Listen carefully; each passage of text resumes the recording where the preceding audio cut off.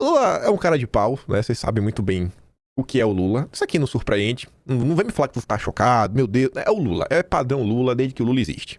Lula defende Lewandowski, no caso do Master, não tem problema, todo mundo trabalha para alguma empresa. Obviamente ele não foi rebatido porque não é uma jornalista, né? É a Daniela Lima. Daniela Lima é qualquer coisa menos jornalista.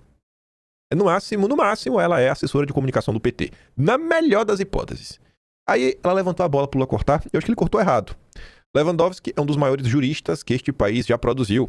E todo e qualquer bom jurista é contratado por qualquer empresa que esteja com qualquer dificuldade. E o Lewandowski tinha deixado a Suprema Corte, ele fez um contrato para trabalhar no banco. Quando eu o convidei para vir, ele saiu do banco. Sabe? Não tem problema nenhum. Todo mundo trabalha para alguma empresa neste país. Aí aqui já tem duas falhas cruciais nessa fala do Lula. Se o que o Lula tá falando é verdade, Lewandowski é um baita jurista, por que o contrato continuou quando o Lewandowski saiu? Porque se ele tá sendo contratado, porque ele é um baita jurista, se ele saiu, por que manter o contrato? O contrato foi mantido. Se grandes juristas são contratados por qualquer empresa que esteja com qualquer dificuldade, eu acho que a gente espera que o tipo de trabalho que foi sendo desempenhado por Lewandowski enquanto ele trabalhava fique a postos, né? Ainda mais com um contrato e nem dá pra falar que é peso de ouro, que comparado, né, com o contrato do Guido Mantega e da mulher de Dom Pedro III, tiraram vantagem do Lewandowski, né? Claramente tiraram vantagem dele. E tá ali, né? O setor de Lewandowski recebeu milhões do Master sem atuar em ações. Assim, como o Lula pode falar que o Lewandowski é um cara lindo, maravilhoso, cheiroso, que é um grande jurista e por isso que ele foi contratado, mas ele foi contratado para fazer o quê? Então, a explicação do Lula não para de pé. A Daniela Lima, ela não é jornalista, mas se ela não fosse assessora de comunicação do PT, uma serviçal do que existe de pior neste país, ela poderia ter rebatido o Lula.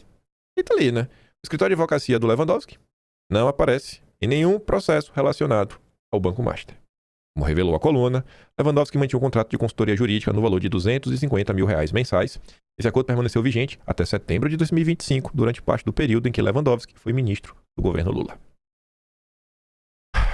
Outro ponto aí que o Lulinha tem que se explicar melhor.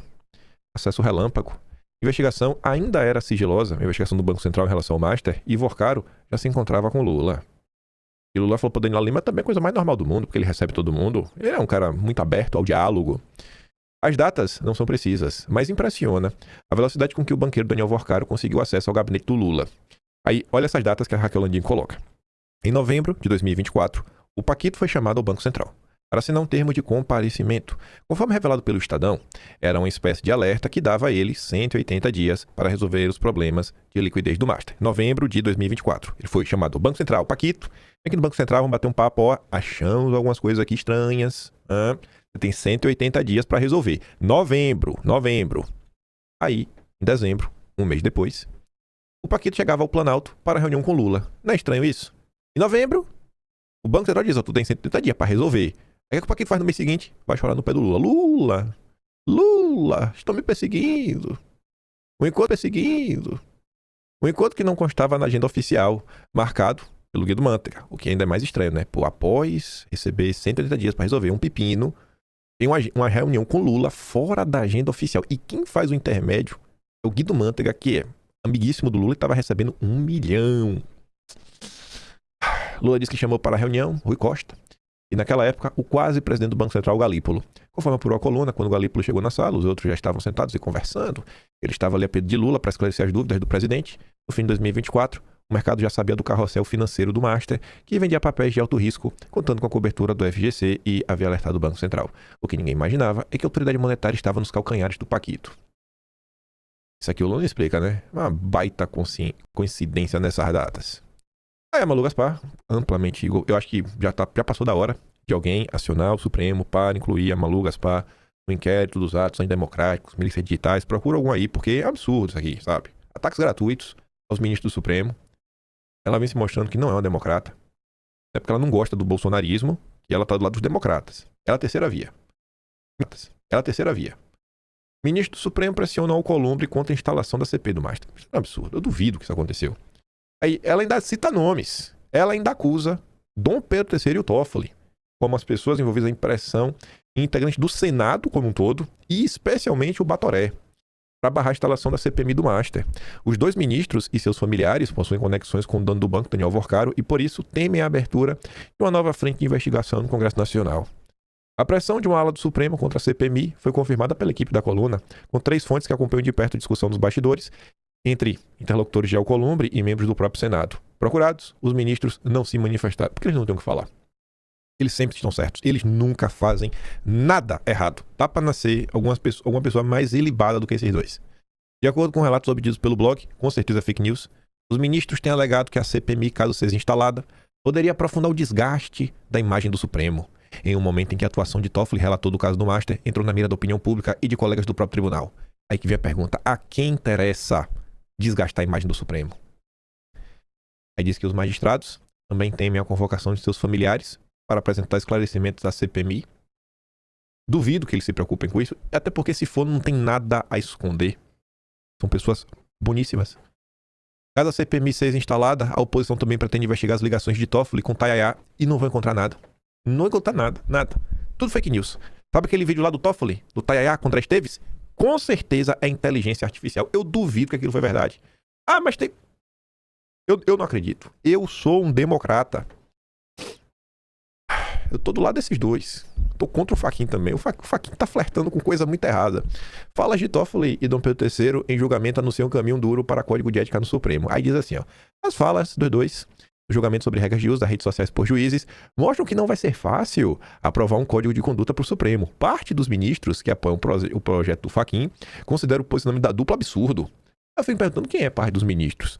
Eu não consigo crer que é o Flávio Dino. Eu não consigo crer que é o Danin. Eu não consigo crer que é o Gilmar Mendes. Inclusive o Gilmar defendeu ambos. Então, aqui você já matou 3. Já com esses 2 dá 5. O Supremo hoje tem 10. Aí sobra o próprio Fachin, Carmen Lúcia. A Carmen Lúcia pode ser que seja que ache um absurdo. Então o Fux também, o André Mendonça e o Cássio. O voto desse não serve de nada, né? Principalmente que esses são bolsonaristas. Graças a Deus, pelo menos metade do Supremo tá do lado certo. Pelo menos metade tá do lado deles. Para esses aliados de Fachin, a sessão de quarta funcionou como termômetro de como serão os dos debates, né, sobre o Código do Supremo. Ainda na avaliação desse grupo, o posicionamento da dupla também mostrou que, para além das discussões sobre ética, Fachin voltará com posição forte até setembro de 2027, quando deixar a presidência da corte. E, repito o que eu disse ontem, isso daqui é balela. Eu espero que a classe política não abrace essa cobrança. Não abrace. Isso daqui é balela. Porque se a classe política abraçar essa cobrança, vamos fazer aqui o Código de Ética, o Código de Conduta. O que eles vão fazer? Eles vão aprovar uma coisa não vai servir de nada, não vai impedi-los de fazer nada, até porque vai ser eles mesmos que vão se monitorar, mas, politicamente falando, vai ser uma resposta para dar um cala-boca na sociedade. Ninguém mais vai poder cobrar e apontar o dedo, porque quando fala, não, olha só, nós reconhecemos o nosso erro, fizemos a autocrítica e tá aqui, ó, fizemos um código que não serve para nada. Então todo esse calorzinho vai desaparecer. E aí vai ser aquela união da imprensa, de todo o consórcio, editorial do Estadão, comentários da Andréa Sadi na Globo News, de que tá vendo aí. Nunca duvidei que o Supremo fosse uma grande instituição. É a única instituição que dá o exemplo, diferente aí do Congresso, que trabalhou para se blindar. Lembra daquela PEC da blindagem? Vai ser assim. Eu tenho certeza que isso vai acontecer. Eu, de coração, eu espero que a classe política trate esse assunto como eu vejo, uma cortina de fumaça. É tudo que eles querem que o pessoal fale, não, isso aí mesmo tem que fazer. Ah, tem que fazer, pronto, fizemos. Fizemos, tá aí, ó. Agora, vai reclamar da gente do quê? A gente não fez o que vocês queriam? Tá vendo que a gente escuta a sociedade? Tá vendo que nós escutamos a voz do povo? Vocês queriam um código, entregamos.